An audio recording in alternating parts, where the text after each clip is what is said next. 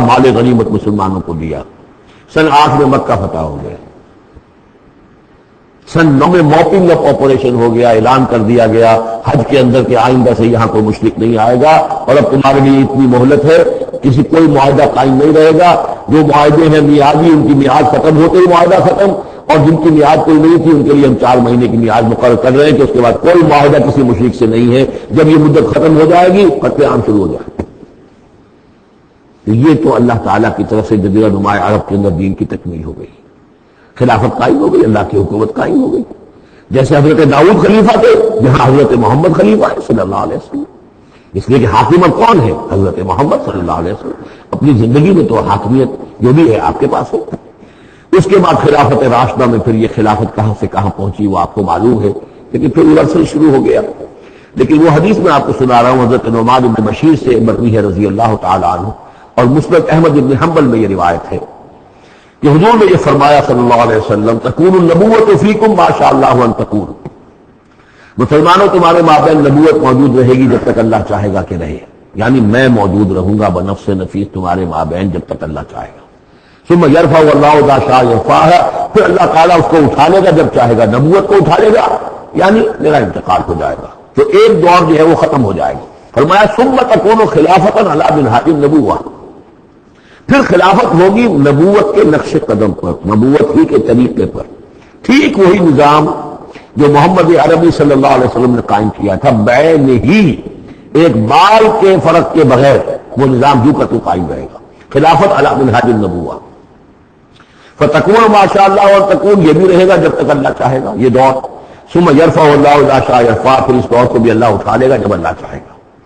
ثم تکون ملکن عاضا، پھر ملوکیت کا دور آئے گا، اور وہ کاٹ کھانے والی ملوکیت ہوگی، کاٹ کھانے والی ملوکیت، ظالم ملوکیت. اور یہ بھی رہے گا جب تک اللہ چاہے گا، پھر اللہ اس کو بھی اٹھا لے گا. پھر چوتھا دور آئے گا ثم تکون ملکن جبریا، پھر غلامی کی ملوکیت ہوگی. یعنی یہ دور جو ہمارا گزرا ہے کولونیل دور، پہلے یہ کہ ملوک تھے، بادشاہ تھے، چاہے وہ بنو عباس میں تھے یا بنو امیہ میں سے تھے، یا یہ کہ ترک تھے، مسلمان تو تھے، کلمہ گو تو تھے، ان میں کوئی کوئی اچھا بھی ہوتا تھا، بہت اچھے لوگ بھی تھے، برے لوگ بھی تھے، یہ مسلمان تو تھے، کلمہ گو تو تھے. لیکن چوتھا دور آیا کہ کہیں ہم انگریزوں کے غلام ہو گئے، کہیں ہم ولندیزیوں کے غلام ہو گئے، کہیں ہم فرانسیسیوں کے غلام ہو گئے، کولونیل پاورز. تو ہماری تو ملکہ معظمہ جو ہے ملکہ وکٹوریہ تھی، 1857 سے تو ہم ان کی رعایا بن گئے تھے. اس سے پہلے تو جو بھی تھی بہرحال ایسٹ انڈیا کمپنی جو تھی، لیکن یہ کہ بعد میں تو ہم براہ راست تاج برطانیہ کے غلام تھے. یہ چوتھا دور ہے جو تقریباً یہ سمجھ کے ابھی نصف میں پہنچا ہے، اس اعتبار سے کہ اگرچہ براہ راست وہ جو حکومتوں کا جو ہے جو یہاں پر تھا، جو بساط بچھی ہوئی تھی وہ لپیٹ دی گئی ہے، لیکن ابھی مالیاتی اعتبار سے ریموٹ کنٹرول سے وہی قوتیں ہیں کہ جو آج بھی کنٹرول کر رہی ہیں ہمیں، یہ ریموٹ کنٹرول ہے. ابھی یہ چوتھا دور ختم نہیں ہوا ہے. پہلے یہ براہ راست آکوپیشن اور اپنی حکومتیں، اپنی فوجیں لا کر. اب یہ ہے کہ اس کے بغیر بائی پراکسی، چاہے ہمارے ہی آدمی بیٹھے ہوئے ہیں، لیکن اصل میں سارا جو ہے یہ مالیاتی جو ہے استعمار ہے، ایک نیا عالمی استعمار ہے. لیکن یہ استعمار جو ہے اس طرح کا کولونیل رول نہیں ہے کہ انگریز موجود ہیں، ان کی فوج موجود ہے، یا فرانسیسی فوج موجود ہے، یا اطالوی فوج موجود ہے، بلکہ یہ تو IMF اور ورلڈ بینک کا نظام ہے اس کے تحت، اور ملٹی نیشنل کمپنیوں کی. لیکن جو چوتھی جو خوشخبری کی بات ہے وہ یہ ہے کہ حضور نے فرمایا بالآخر یہ چوتھا دور بھی ختم ہو جائے گا.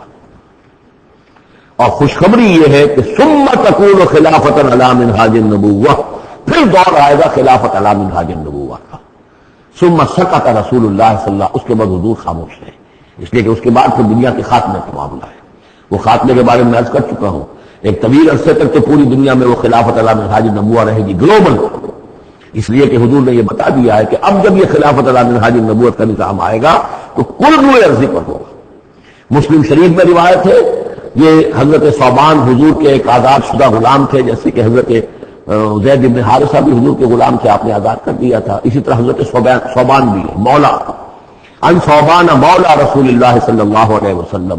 اس میں روایت کیا، حضور نے فرمایا ان اللہ زوالی الارض، اللہ نے میرے لیے ساری زمین کو لپیٹ دیا یا سکیڑ دیا.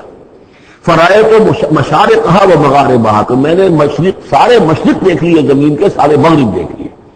وَإِنَّ أُمَّتِي سَيَبْلُغُ مُلْكُهَا مَا زُوِيَ مِنْهَا، اور میری امت کی حکومت ان تمام علاقوں پر قائم ہو کر رہے گی جو اس طرح زمین کو سکیڑ کر یا لپیٹ کر مجھے دکھا دیے گئے.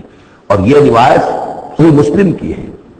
اسی طرح کی ایک اور حدیث ہے حضرت مقداد بن الاسود سے رضی اللہ تعالی عنہ کہ اس روئے ارضی پر کوئی گھر اور کوئی خیمہ نہیں بچے گا، یعنی سیٹل جو علاقے ہیں جہاں گھر ہیں، شہر ہیں، گھر بنے ہوئے ہیں، مکان بنے ہوئے ہیں، یا نومیڈک ٹرائبز جہاں بھی ہیں کہ وہ اپنے خیمے لے کے ادھر سے ادھر جاتے رہتے ہیں، نہ کوئی گھر بچے گا نہ خیمہ جس میں اللہ کا دین داخل نہ ہو جائے. بعز عزیز اور ذل ذلیل، یا تو یہ کہ گھر اور خیمے والا اسلام قبول کرے گا، اسلام اس کے گھر میں داخل ہوگا، اس کا بھی اعزاز ہوگا، اور یا وہ گھر والا اسلام قبول نہیں کرے گا لیکن اسلام کی بالادستی جو ہے تسلیم کرنی پڑے گی. یؤتوا الجزیۃ عن ید وہم صاغرون، یہ جو ہم پڑھ رہے ہیں سورہ توبہ کے اندر، تو گویا کہ اس کے گھر میں بھی اسلام تو آ گیا لیکن وہ بدبخت جو ہے اسلام کی نعمت سے اور اس کے اعزاز سے محروم رہا. یہ ہے وہ خبر کہ جو ہے صحیح احادیث ہے. اور یہ منطقی طور پر بھی سمجھ لیجئے کہ قرآن مجید میں یہ بات واضح کر دی گئی کہ حضور کو بھیجا گیا غلبہ دین کے لیے، 3 دفعہ فرمایا. سورہ توبہ میں ہم پڑھ چکے ہیں، 2 مرتبہ آگے اور آنا ہے. هو الذی ارسل رسولہ بالہدی ودین الحق لیظہرہ علی الدین کلہ، اور 5 مرتبہ فرمایا کہ حضور کو بھیجا گیا پوری نوع انسانی کے لیے. اس کی سب سے نمایاں اور سب سے جو لوگوں کے اندر عام طور پر معروف آیت ہے وہ یہ ہے وما ارسلناک الا کافۃ للناس بشیرا ونذیرا. ویسے ہم پڑھ رہے ہیں سورہ انبیاء میں وما ارسلناک الا رحمۃ للعالمین، اس کا بھی مفہوم یہی ہے، تمام جہان والوں کے لیے ہم نے بھیجا ہے آپ کو رحمت بنا کر. اور ہم نے نہیں بھیجا ہے محمد آپ کو مگر پوری دنیا کے لیے، پوری نوع انسانی کے لیے بشیر اور نذیر بنا کر. ان دونوں کو جوڑیں تو اس کا منطقی نتیجہ بھی یہ ہے کہ حضور کی بعثت کا مقصد مکمل ہوگا ہی اس وقت جبکہ کل عالم انسانیت پر دین غالب ہو جائے، اور یہ ہو کر لینا ہے. ومن کفر بعد ذلک فاولئک هم الفاسقون واقیموا الصلاۃ وآتوا الزکاۃ، اور نماز قائم کرو اور زکات ادا کرو. واطیعوا الرسول لعلکم ترحمون، رسول کی اطاعت کرو تاکہ تم پر رحم کیا جائے. چونکہ روح سخن منافقین کی طرف ہے، اور میں نے آپ کو بتایا تھا ان پر جو شاخ گزر رہی تھی وہ در حقیقت رسول کی اطاعت تھی. بار بار کہتے تھے یہ اپنے جی سے بات کہہ دیتے ہیں، آیت تو ابھی اتری نہیں، ابھی کوئی آیت تو آئی نہیں، قرآن میں تو ابھی یہ حکم آیا نہیں. یہ معاملہ جو ہے ان کو شام گزر رہا تھا حضور کی اطاعت.